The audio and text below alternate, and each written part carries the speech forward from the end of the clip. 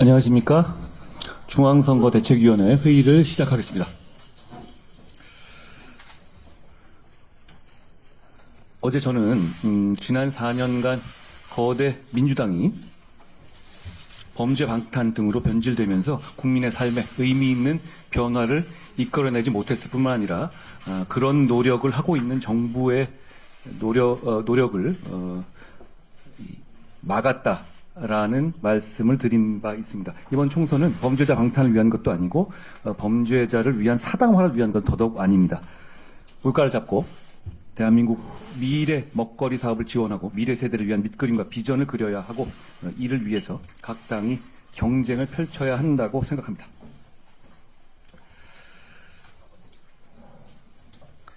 우리 국민의힘부터 그런 방향의 선봉에 서겠다는 말씀을 드립니다. 국민들의 물가 고통이 계속되고 있습니다. 시장과 현장을 방문할 때마다 저희는 대단히 송구한 마음입니다.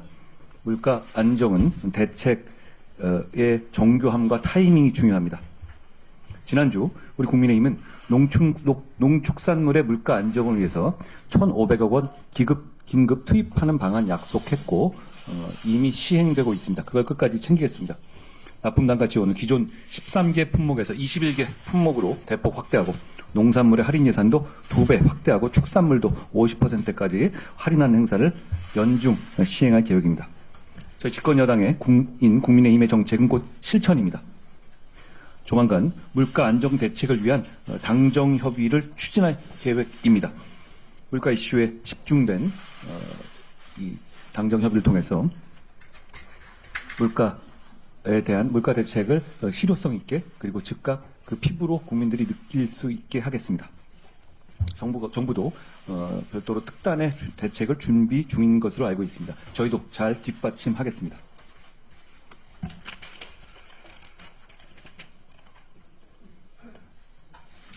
이번 총선을 앞두고 4년 전을 되돌아보면 지난 4년 전 총선에서 경기도 59개 선거구에서 단 7곳만을 저희가 승리했고 서울 49개 선거구에서도 8곳, 인천 11개 선거구에서는 겨우 1곳만 당선됐습니다. 저희가 그 이후에 대단히 많은 반성을 하고 많은 개선을 했습니다. 절박하게 뛰어왔습니다. 어려울 때 더 강해지는 것이 책임감과 사명감을 가진 사람들의 특징입니다. 우리 국민의힘은 그런 사람들을 대변하는 정당입니다. 그렇기 때문에 저희는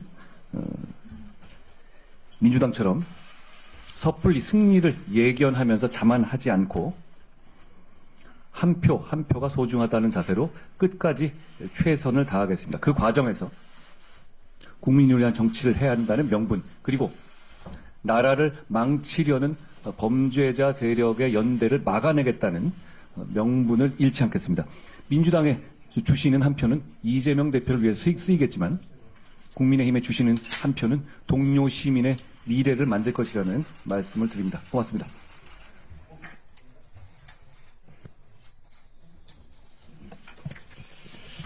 민주당의 공천 파행이 마지막까지 계속되고 있습니다.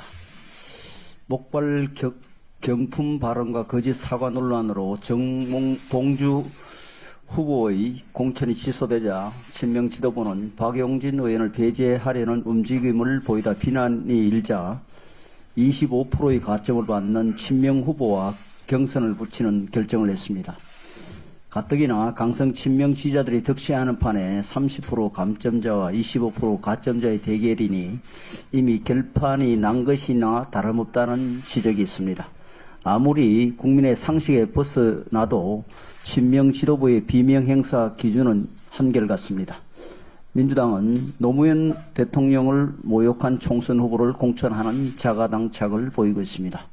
노무현 전 대통령을 불량품이라고 지칭하는 것은 보수 정치권에서도 지나치다는 평가를 받을 혐오 발언입니다. 이 표현 하나만 문제가 아닙니다. 여러 가지 다른 막말의 범죄에 포함되는 발언들이 있습니다.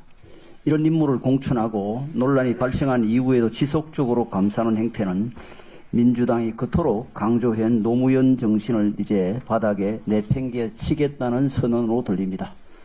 바로 직전 문재인 정부 인사들도 공천에서 대개 밀려나 멸문정당이 된 것을 보면 노무현 정신을 말하는 것 자체가 눈치 없는 일로 느껴집니다. 민주당이 선대 대통령의 유산을 더 이상 존중하지 않고 순수하게 이재명 정신으로 총선을 치르겠다면 이 점을 분명히 밝히고 국민의 판단을 받아야 합니다. 비정상적인 공천 타행은 비례대표 후보의 신분을 감추는 데도 드러났습니다. 김영훈 후보는 현 한국철도공사 기관사로 소개되었는데 사실은 민주노총 위원장을 지낸 분입니다. 시민단체 측이 낸 보도자료에는 전 민주노총 위원장으로 소개되어 있습니다. 민주당이 김영훈 후보가 민노총 위원장의 이력을 가지고 있는 점을 숨기려 했던 것입니다. 이런 얄팍한 꼼수로 국민을 속이려 했다니 차라리 실소가 나올 지경입니다. 이번 공천 과정에서 퇴행적 정당임이 확인된 민주당이 과연 다수당의 자격을 갖추었는지 국민 여러분께서 판단해 주시기 바랍니다. 과거에도 경제는 보수가 잘했고 미래에도 경제를 잘 챙길 정당은 더불어민주당이 아니라 국민의힘입니다. 애초에 정권이 교체된 주된 이유는 문재인 정부가 소득주도 성장이란 엉터리 정책으로 경제를 교란시키고 부동산 악법들로 국민의 절망을 키웠기 때문입니다. 지금의 민주당도 다를 바 없습니다. 경제망국법이라 불리는 노랑봉투법을 밀어붙였고 중대재해처벌법 유예안을 끝내 거부해 영세기업과 소상공인들을 사지로 몰았습니다. 민주당이 얼마 전 내세운 3% 성장론도 결국 세금을 풀어 경기를 부양하겠다는 재정주도 성장론에 지나지 않습니다. 미래의 세대가 짊어질 부담은 아예 고려하지 않았습니다. 이에 비해 산업화, 세계화를 이끈 경제정당, 국민의힘의 실력은 여전합니다. 올해 총선에서도 국민의힘이 드리는 약속은 경제가 1순위입니다. 국민들께 무엇보다 미래 첨단 산업 정책을 놓고 국민의힘과 더불어민주당을 비교해 주시기를 부탁드립니다. 대한민국 경제의 생명줄인 반도체 산업을 어느 정당이 더 잘 키울 수 있겠습니까? 미국은 보호주의를 지속하고 있고 중국은 우리를 맹추격하며 일본과 대만은 긴밀히 협력 중입니다. 우리도 발빠르게 대응해야 합니다. 네덜란드와의 반도체 동맹, 반도체 크러스터 투자 등 정부와 여당은 국민께 이미 반도체 비전을 제시했습니다. 민주당은 이에 비견할 비전이 과연 있습니까? AI 산업도 마찬가지입니다. AI 시대를 열려면 기술력도 중요하지만 막대한 전력 수요를 감당할 수 있어야 합니다. 탈원전의 도구마에 빠진 민주당과 시대 흐름에 맞춰 에너지 믹스를 지향하는 국민의힘 중 누가 AI 산업을 더 잘 육성시킬지는 분명합니다. R&D 역시 민주당의 선동과는 달리 2027년까지 우주개발 예산을 1조 5천억 이상으로 늘리는 등 과감한 투자를 계획하고 있습니다. 미래 산업을 키우는 것만 아니라 당장의 민생 경제도 우리 국민의힘이 더 잘 챙길 수 있습니다. 고물가 현상이 잡히지 않아 국민들께서 어려움을 겪고 계신 데 대해 죄송한 마음을 금할 수 없습니다. 그렇다 하더라도 정부와 여당이 가혹한 글로벌 여건 속에서도 확실한 성과를 냈음을 기억해 주시기 부탁드립니다. 작년 정부는 1963년 통계 시작 이후 최고의 고용률을 달성했고 1600여 건의 규제를 개선해서 101조 원의 경제 효과를 이끌어냈습니다. 국민들께서 큰 고통을 받으셨던 부동산 규제들을 대폭 해제했고 종합부동산세 부담도 확 줄였습니다. 정부와 여당이 다음 국회에서 야당의 발목 잡기 걱정 없이 민생 살리기에만 집중할 수 있다면 국민들 피부에 와닿는 변화를 반드시 만들어낼 것입니다. 국민 여러분, 경제는 국민의힘입니다. 정부와 여당이 미래 산업과 민생 회복에 전념할 수 있도록 도와주십시오. 일하고 싶은 마음이 간절한 정부와 여당에게 일할 기회를 주십시오. 확실한 경제 성과로 보답하겠습니다.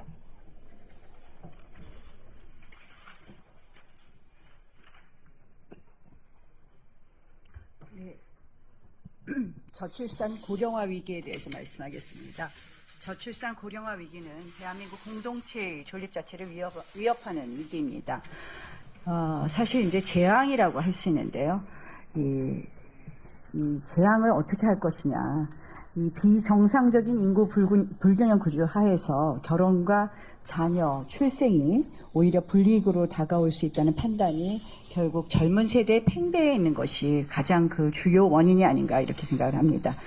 여기에 사실은 어떤 안정적 사회적 여건이 없다 이런 것이 이 젊은 세대들이 혼인과 자녀 같은 물론 연애조차 어렵게 만들고 있습니다. 지금 예전에 조선 헝가리 모델 같은 것이 사실 파격적인 이런 안정 대책을 통해서 조금이라도 혼인과 출산에 좀 용기를 높이자 이런 시기에서도 나온 특단의 조치였습니다. 국민의힘이 바로 그 정도 수준의 담대한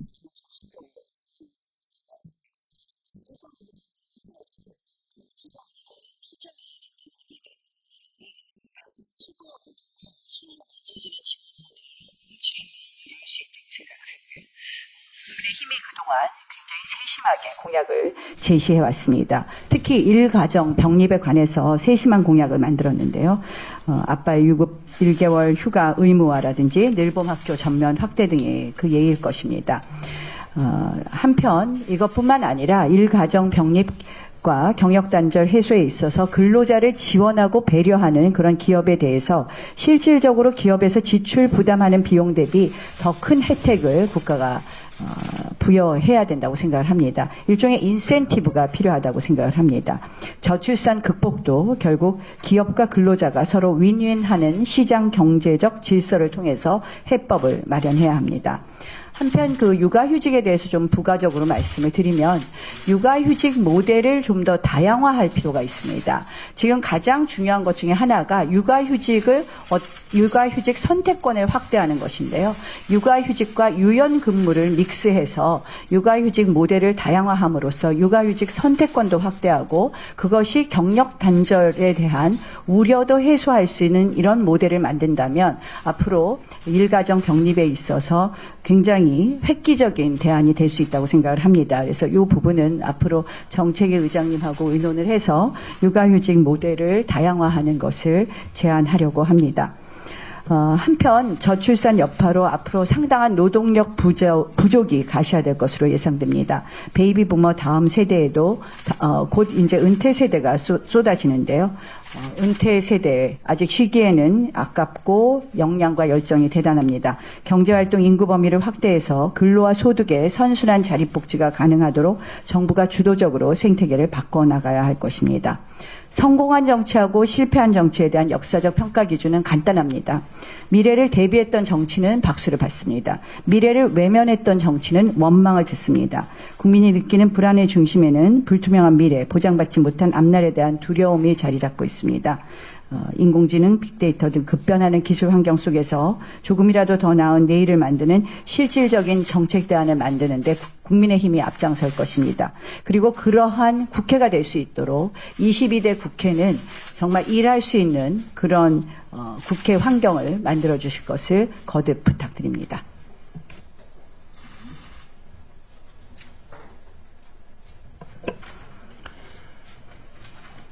대한민국의 저성장 구조가 고착화되고 있습니다. 대한민국의 낡은 성장 엔진을 본격화된 4차 산업혁명 시대에 걸맞게 업그레이드하지 않는다면 선진국 문턱에서 좌절할지도 모릅니다. 미 중간 과학기술 패권 전쟁이 격화된 가운데 단리 당력만 일삼는 우물한 개구리들이 되어서는 안 되는 중대선거라고 어제 말씀드렸습니다. 문재인 정권은 대한민국의 신성장에는 전혀 관심이 없고 퍼주기로 일관하면서 인기 관료만 했습니다. 대외 의존도가 높고 비기축통화국인 우리 대한민국에 천문학적인 국가 부채를 남겼습니다. 이재명의 민주당 또한 대한민국의 지속가능한 성장에는 티끌만큼의 정책도 관심도 없습니다. 천문학적인 국가 부채 급증에도 아랑곳 없이 선심성 기본소득으로 대한민국의 곳간을 거덜나게 하고 말 것입니다. 우리 정부 여당은 미래 세대와 대한민국의 미래를 위해서 연금개혁, 교육개혁, 노동개혁은 물론 선진과 강국 건설에 앞장서야 합니다. 제2의 과학기술 입국으로 제2의 한강의 기적을 만들어야 합니다. 세계 7대 선진 경제 강국들과 어깨를 나란히 할 수 있는 대한민국 성장의 새로운 엔진과 심장을 준비하고 만들어야 합니다. 대통령께서는 지난 2월에 과학기술이 나라의 미래이자 성장의 핵심이며 과학 강국으로의 퀀텀 점프를 위해 연구개발 예산을 대폭 확대하실 것을 약속했습니다. 또한 국민과 함께하는 대전 민생 토론회에서는 정부는 국가 연구개발 시스템을 민간이 하기 어려운 원천기술 그리고 실패를 상관하지 않는 도전적, 혁신적 연구개발에 집중할 수 있도록 제도와 예산을 개혁하겠다고 말씀하셨습니다. 두 가지 모두 옳은 방향이며 제가 맡았던 대통령직 인수위원회에서도 건의드렸던 내용입니다. 연구개발 예산의 삭감이 아닌 기초과학 연구개발 예산의 정상화와 안정적인 연구 환경 보장에 힘쓰겠습니다. 초격차 과학기술 분야의 연구개발 예산을 획기적으로 확대하는 것은 시대적 요구입니다. 또한 우리나라를 창업이 강한 나라 스타트업 코리아로 만들기 위해서 연구개발 지원을 확대할 뿐만 아니라 젊은 과학자들의 연구생활 지원금을 든든하게 뒷받침하고 반도체 산업에 대한 혁신적 지원과 생태계 구축으로 세계 1위의 수출 강국으로 이끌고 인공지능 강국을 향한 기틀을 강화하고 또한 우주항공청 설립과 함께 대한민국의 우주시대를 열어나갈 것입니다. 관련하여 약과 백신을 만드는 의사과학자 양성 문제 또한 과학기술의 문제이며 미래 먹거리 확보 문제입니다. 이를 위해서도 의대 정문의 점진적인 증원은 필요합니다. 그러나 정부와 의료계의 강대강 대결로 국민들께서 피해자가 되고 있습니다. 로스쿨 증원도 단계적으로 추진된 바 있지 않습니까? 의료인들은 환자 곁으로 즉각 복귀해 주시고 정부는 필수 의료 전문의와 의사과학자 양성 또한 지역의료 강화를 위한 단계적인 의대 증원으로 파국을 막아주시기를 바랍니다. 4차 산업혁명 시대의 과학기술은 새로운 먹거리와 청년 일자리를 만드는 경제이고 최첨단 무기체계로 대한민국을 지키는 안보이며 다시 성장하는 대한민국을 만드는 미래의 엔진입니다. 과학기술이 경제이며 외교이고 안보입니다. 우리 국민의힘은 책임있는 여당으로 국민과 함께 과학선진 강국을 만들어 나가는데 앞장서겠습니다. 고맙습니다. 혹시 부위원장님들 중에서 혹시 공개 발언 필요하신 분? 오늘 나온 국민의힘 제22대 총선 공약집과 관련해 말씀드리고자 합니다.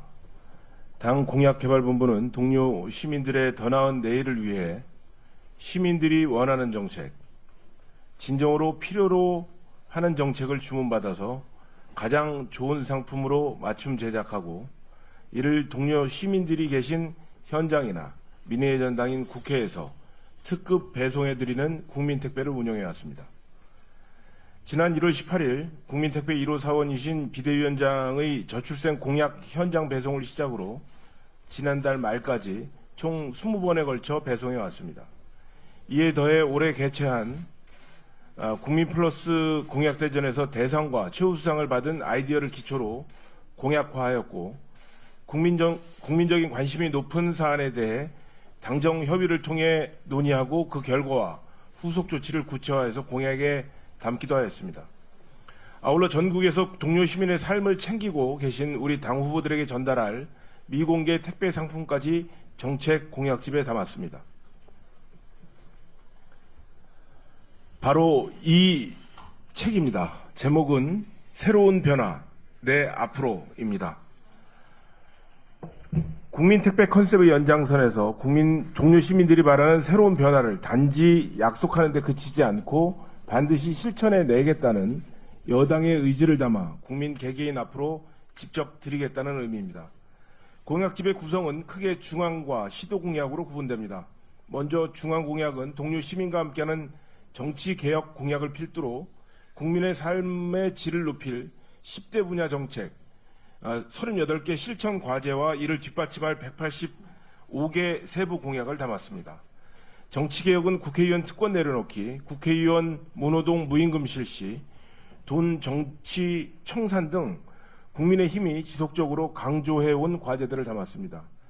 다음으로 10대 정책 분야는 저출산 고령화 문제를 해결하기 위해 첫째, 일가족 모두 행복, 둘째, 어르신 든든 내일을 우리 사회 곳곳의 불합리한 격차를 해소하고자 셋째, 민생 활력, 새로운 희망, 넷째, 소상공인 중소벤처 지원, 다섯째, 미래산업 육성, 경제 제도약, 여섯째, 지역 함께 성장을, 공동체의 지속가능한 내일을 위한 노력으로 일곱째, 시민안전 건강지킴, 여덟째, 글로벌 중추국가 구현, 아홉번째, 기후미래 녹색생활을, 마지막으로 우리 국민 모두가 함께 잘 사는 사회를 만들기 위한 열째, 모두 함께 동행으로 구성하였습니다.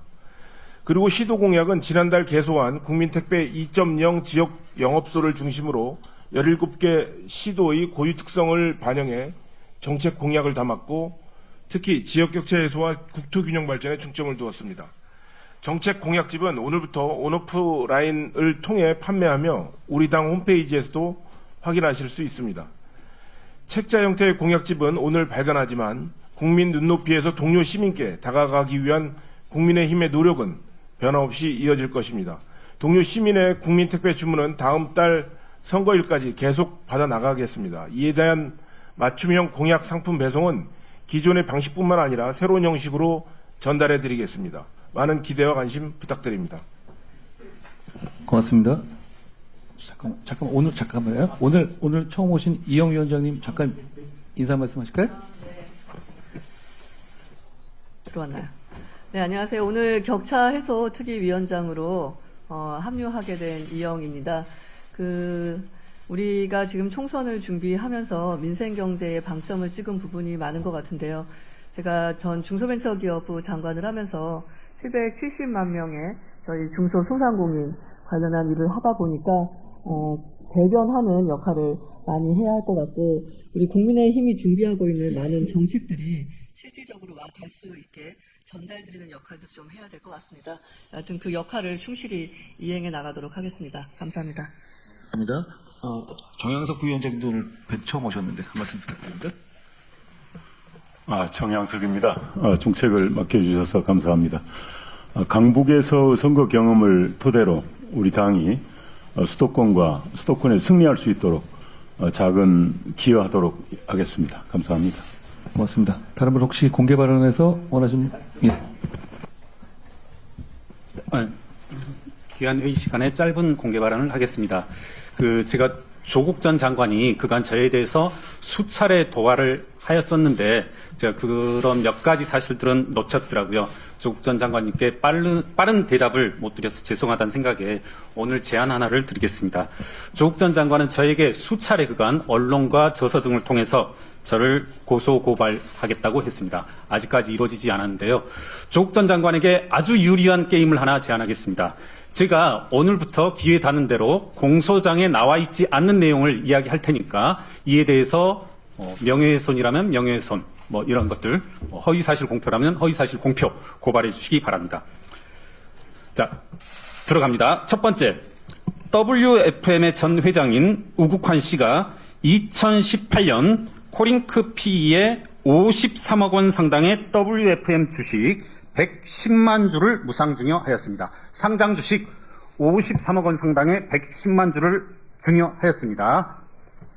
그리고 이 코링크 PE는 최초 설립 자금이 1억 원인데요. 이 중에 8,500만 원, 즉 85%에 해당하는 금액이 그대로 한번 제가 말씀드리겠습니다. 조국 장관님 잘 들으십시오. 피고인 정경심의 요청에 따라서 배우자입니다. 배우자 정경심의 요청에 따라 본인 조국 명의 모 은행 계좌에서 8,500만 원을 송금해 주었고 그 무렵 피고인 정경심의 위와 같은 조범동에 대한 투자 사실을 조국은 알고 있었다. 제가 오늘 두 가지를 말씀드렸고 조국 전 장관은 이에 대해서 저에 대한 확실한 조처를 부탁드립니다. 마지막으로 이 두 가지의 소스를 말씀드리겠습니다. 첫 번째, 53억 상당의 WFM 주식을 받았다, 증여했다. 이것은 조국 전 장관 스스로 말씀하신 내용입니다. 두 번째, 53억 원 상당의 주식을 받은 회사의 설립자금 85%가 조국 장관 계좌에서 나왔다. 이것은 공소장에서 나온 것입니다. 제발 빠른 조처를 부탁드립니다. 고맙습니다. 더 추가, 예. 정세정 의원님. 네, 저도 짧게 말씀드리겠습니다. 저는 아직까지 어떤 당을 지지하지도 않는 무당층 유권자분들에게 한 말씀 드리겠습니다. 저도 같은 입장으로서 이 국회나 혹은 총선 등을 굉장히 냉소적으로 바라봤던 사람 중에 한 명인데요. 저희 이 백보드에 적혀있는 일하고 싶습니다라는 의미를 좀 풀어서 설명드리겠습니다. 저희 21대 국회가 발의한 안건들은 모두 약 2만 4천 건입니다. 그 중에서 몇 건이나 결의가 됐는지 혹시 아십니까? 약 5%가량이고요. 그리고 해가 지날수록 그 결의안의 비율은 점점 줄어들어서 2023년은 2.2%에 이르고 있습니다. 너무 절망적인 숫자이지 않습니까? 그리고 본인이 결의를 하거나 혹은 공동 발의를 한 안이 결의되거나 하지 않았던 0건, 즉 0건을 기록한 3분의 국회의원이 계십니다. 이 기록은 작년 7월 기준이고요. 그 3분의 국회의원 중에는 이재명 대표가 있습니다. 즉 저는 이런 상상을 합니다. 어떤 당을 지지하지 않아도 좋습니다. 다만 국민을 위해서 어떤 정책이 필요할지만 생각해 주십시오. 라고 하셨던 한동훈 위원장님의 말씀을 그대로 우리 무당층에게 전달드립니다. 어떤 당을 지지하지 않아도 좋습니다. 그리고 어떤 이념을 가지고 계시지 않아도 좋습니다. 어떤 당이 일을 할 수 있을지, 일을 하게 될지, 그리고 남은 3년을 우리가 아수라장 같은 또 정쟁이 아닌 정말 시스템적으로 우리가 현실적으로 와닿을 수 있는 정책들이 발의하고 결의하게 될지 그 상상을 한번 해봐 주십시오. 저는 또다시 이 의석수에 의해서 어떠한 발의도 결의되지 않고 일하지 않으면서 정쟁만 일삼는 국회가 되지 않기를 간절히 바랍니다. 감사합니다. 고맙습니다.